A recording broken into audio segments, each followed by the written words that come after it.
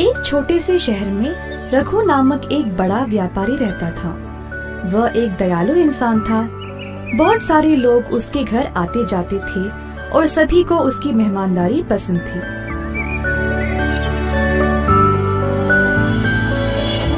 लेकिन एक दिन उसने अपना धन एक व्यापार में लगाया जिसका नुकसान हो गया, जिसकी वजह से रघु ने अपना सारा धन दौलत खो दिया। उस दिन से कोई उसके पास नहीं जाता था। रघु को बहुत अकेला लगने लगा।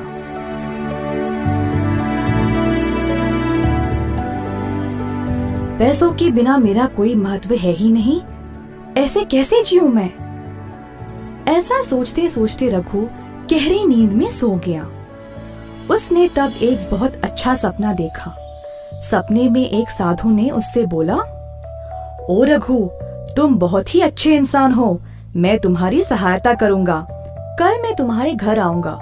फिर मेरे सिर को तुम एक लकड़ी से छूना और मैं सोने में बदल जाऊंगा। उस सोने का उपयोग करके अपनी परेशानियों से निकल जाओ।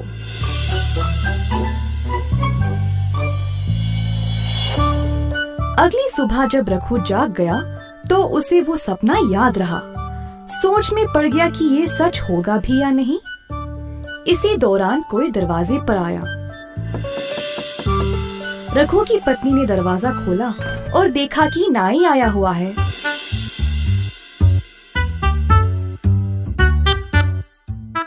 नाई अपने काम पे लग गया और रघु निराश होकर बैठा रहा।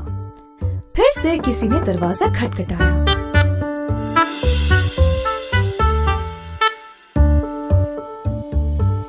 इस बार सच में एक साधु बाहर खड़ा था। रघु साधु को देखकर आश्चर्य रह गया।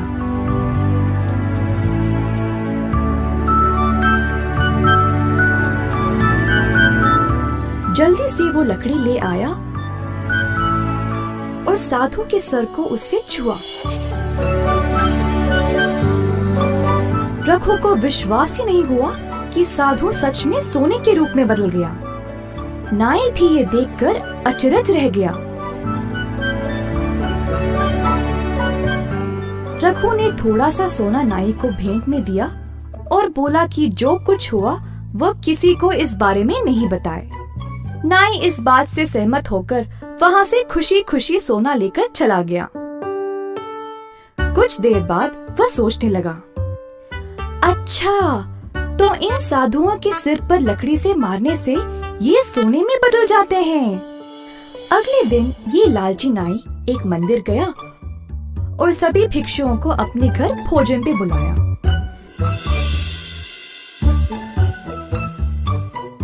जब साधु उसके घर पहुंचे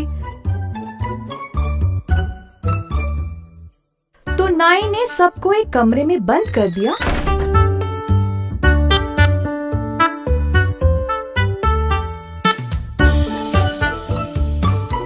और लकड़ी से सबके सिर पर मारने लगा। बेचारे भिक्षुओं को बहुत जोर की चोट लगी। जैसे तैसे करके सभी वहाँ से भाग गए और महाराज के पास चले गए नाई की शिकायत करने के लिए। महाराज ने सारी घटना सुनी और तुरंत नाई को महल पर आने का आदेश दिया।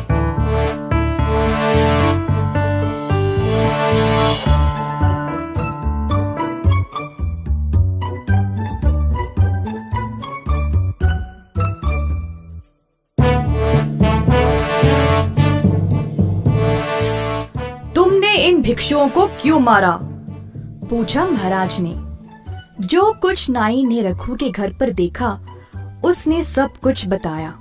फिर महाराज ने रघु को भी उधर बुलाया और उससे भी यही सवाल किया। प्रणाम महाराज। जी हाँ, ये सच है कि वो साधु सोने में बदल गया, परंतु मैंने उसके सिर पर मारा नहीं। लगता है इस नाई को पूरी कहानी पता ही नहीं। रघु ने महाराज को सब कुछ बताया और उसके वो सपने के बारे में भी।